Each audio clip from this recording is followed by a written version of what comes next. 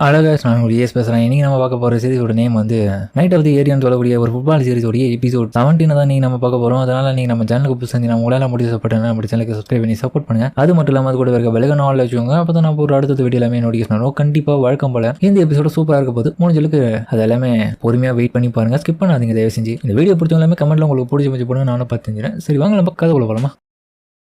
அதுக்கப்புறம் பார்த்தா காலையிலலாம் போயிருப்போம். குட் மார்னிங் அப்படின்ற மாதிரி வந்து சொல்ல வீட்டில் எல்லாரும் டே என்னடா ஸ்கூலுக்கு போலியாடா இன்னமும் அப்படின்ற மாதிரி பார்க்க எனக்கு தெரியும். நான் அதை போகிறேன். அதுக்கப்புறம் பல் விளக்க போகிறவன் அவங்க அப்பா என்ன இவன் இன்னமுக்குறான் ஸ்கூலுக்கு போலியா பேடெலாம் இருப்பாங்க விடுங்க இன்னைக்கு ஒரு நாள் லீவ் போட்டாலும் போட்டோம் பிரச்சனை இல்லை. அதுக்கப்புறம் பார்த்தா நானாவும் வந்ததுக்கு வரேன். ஏய் கக்கீரோ என்னடா பண்ணிட்டு இருக்கேன். நானாவே வந்துட்டு பாரு சீக்கிரம் ரெடி ஆகலையா. அப்புறம் பார்த்தா பாத்ரூம் மொழியாக பார்த்துட்டு இருக்கான். டேய் இவனுக்கு என்னதான் சொல்றதுன்னு தெரியல. கக்கீரோ ஏஞ்சுக்கடான். சாவன் என்னால முடியல நான் வரல போடி. டேய் என்னடா ஆச்சு வாடா கூட்டின்னு போறான்ற மாதிரி. அதுக்கப்புறம் அவளை எழுப்பி ரெடி ஆகிட்டு கூட்டின்னு போறான். இந்த விஷயத்தை எல்லாத்தையுமே தூரத்துலேருந்து எவனோ ஒருத்தன் ஃபோட்டோ எடுத்துட்டு இருக்கான். அதுக்கப்புறமா இந்த டஜியோ ஸ்கூலோடைய மேட்ச் தான் நம்ம லியோனார்டோ சில்வா வந்து பார்த்துட்டு இருக்கான். அந்த மேட்ச் அவனுடைய நண்பர்களும் பார்த்துட்டு இருக்கேன். நம்ம ஹீரோ கொஞ்ச நேரத்தில் அவன் பண்ண விஷயத்தை பார்த்துட்டு லியோ ஷாக் ஆவேன். என்னடா ஆச்சு லியோ இதுக்கு வாய்ப்பு இல்லைன்ற மாதிரி அவனும் அதிர்ச்சியாவும். அதுக்கப்புறம் மொத்தம் நம்ம டாக்டர் மைன் கிட்ட வந்திருக்கான். ஹீரோவும் நடந்த விஷயத்த சொன்னதுல அவங்களும் பரவாயில்லப்பா நீ எதை நினைச்சு ஃபீல் பண்ணாத. உன்னுடைய பிரதர் உன் கூடி இருக்கிறன்றது இதுல இருந்து தெரிஞ்சுக்கும். அவன் உனக்காக தான் அவன் அந்த இடத்துல இருக்கான். அது மட்டும் இல்லாம நேத்து உன்னுடைய மேட்சையும் நான் பார்த்தேன். உனக்குள்ள இருந்து உன்னுடைய பிரதர் வெளியே வந்தான். அதனால அது ரொம்ப கெட்ட விஷயமாலாம் நீ யோசிக்காத. அவன் உன் கூடிய இருக்கிறன்றது இதுக்கு ஒரு அடையாளம். அது கூட உண்மையா சொல்லப்போனா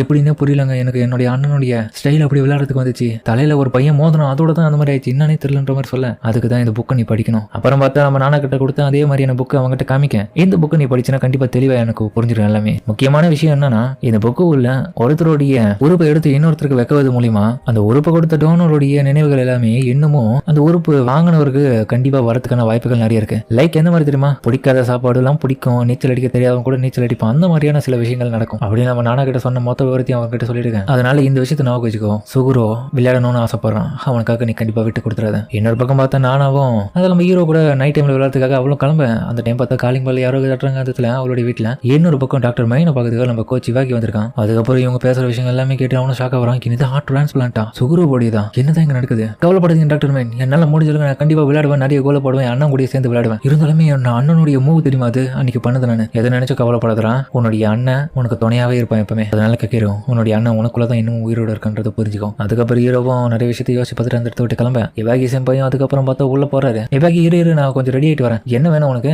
இல்ல இன்னைக்கு எனக்கு எந்த விதமான பிராக்டிஸும் கிடையாது. நம்ம ரெண்டு பேரும் டின்னர் ஒன்னா போய் சாப்பிட்றதுக்காக தான் நான் கூப்பிட்டு வந்தேன். என்ன ஆச்சு திடீர்னு என்ன நினைச்சுக்கிற மெயின் என்னடா ஆச்சு. எதுக்காக நீ இந்த விஷயத்தை மறைச்ச. சுகுரோவுடைய இதயத்தை வந்து கக்கேரோக்கு மாத்தினது விஷயம் வந்து என்கிட்ட ஏன் சொல்லல.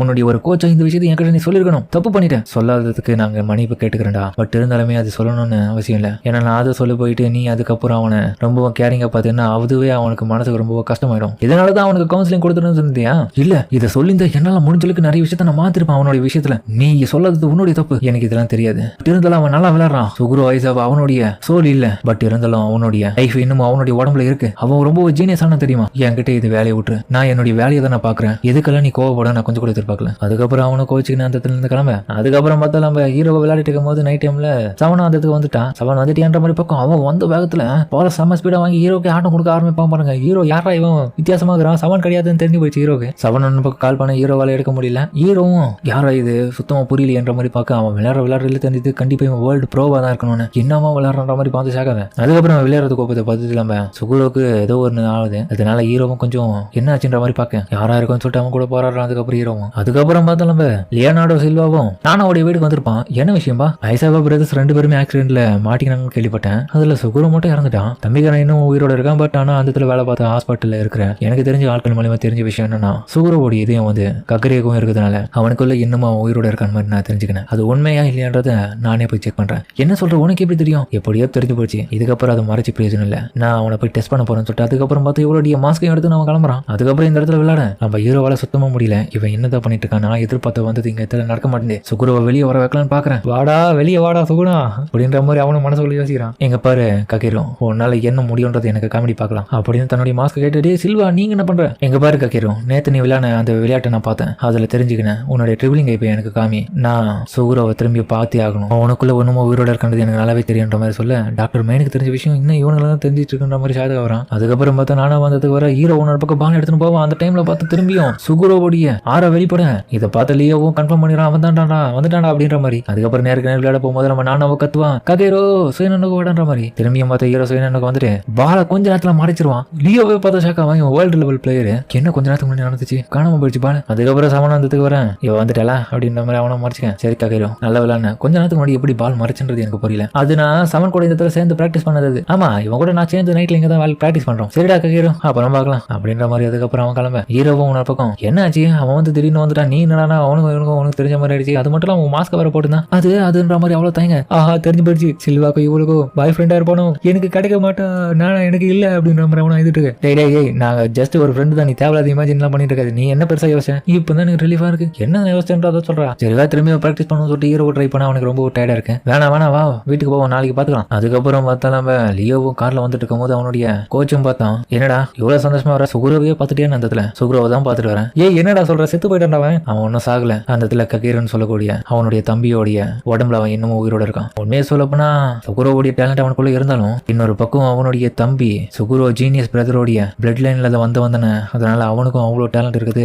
நான் எதிர்பார்த்த விஷயம் தான். அவனுக்குள்ள சுகுரோ விட ரொம்ப டேலண்ட் இருக்கு. அதுக்கப்புறம் பார்த்து சின்ன வயசுல இவனுக்கு 2 பேரும் ஒன்னா விளையாடி இருக்கானுங்க. ரொம்பவும் க்ளோஸ் ஃப்ரெண்டா தான் இருந்திருக்கானுங்க. அந்த இடத்துல பார்த்த வேர்ல்டு லெவல் பிளேயர்ஸ்ல இவனுக்கு 2 பேரையும் மிஞ்சறதுக்கு எவனாலுமே முடியல. 2 பேரும் அவ்வளவு ஒத்துமையா தரமா விளையாடுறானுங்க. அறிமுகம் ஆனதுல இருந்து ஒரே டீம்ல விளையாட மட்டும் இல்லாம ரொம்பவும் ஃப்ரெண்ட்ஸாவும் க்ளோஸாவும் மாறிடுறானுங்க. இவனுக்குள்ளேயே மேட்ச் வைக்க அதுக்கப்புறம் இவனுக்கு 2 பேரும் வேற லெவலா மாத்தி விளையாடுறானுங்க. ஒரு இடத்துல பார்த்தா அவனுடைய கோச்சும் டேய் சுகுரு ஃபிளைட்டுக்கு டைம் ஆயிடுச்சு வா போவோமா.